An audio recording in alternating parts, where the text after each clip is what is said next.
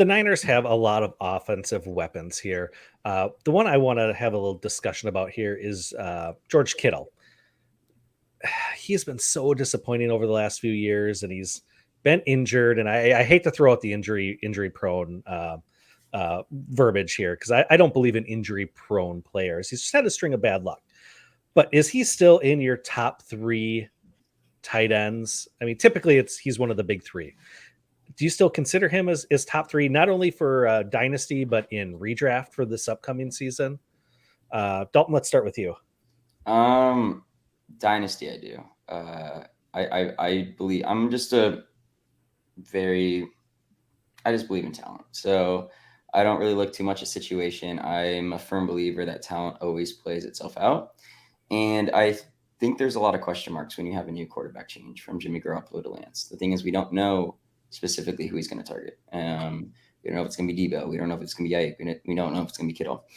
The thing is, if Kittle stays healthy, like, he is an absolute game changer at the position. I think you can make an argument for somebody like Mark Andrews there, super close. Darren Waller as well has extra target competition.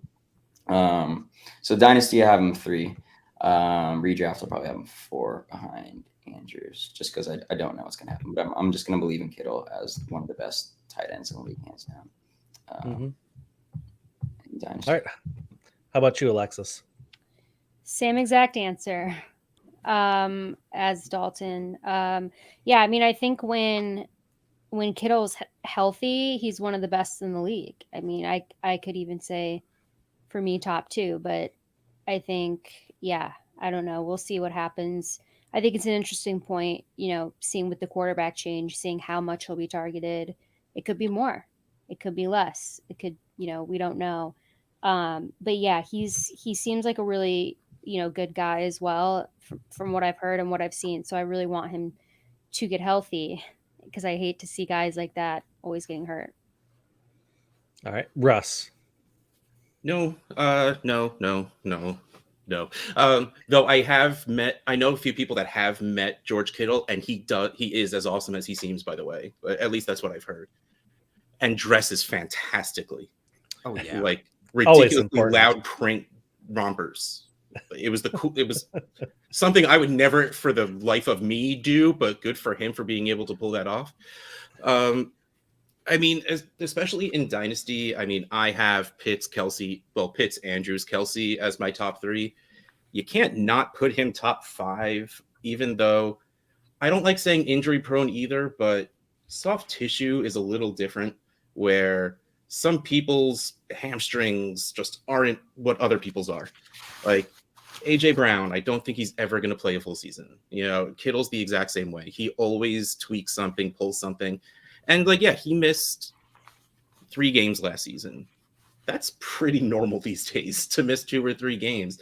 And he was at, my trade addict scoring has the 0.75 premium, but he points per game. He was easily tight end 3. But with the change in the offense that is going to happen with, I think, an evening of I think tight ends are going to mush together a little bit because the Ravens are going to throw less. The Chiefs are going to be a really weird offense without a Tyreek Hill there.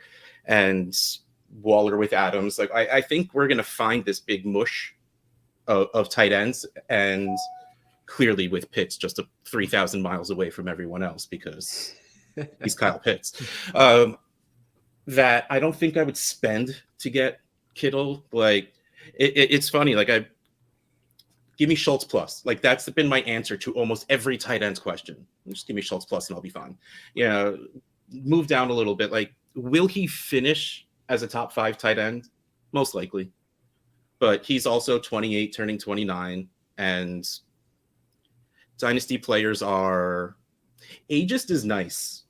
they get straight up mean the second you hit upper 20s as a wide receiver or tight end, even though we've seen plenty of tight ends play into their mid 30s just fine.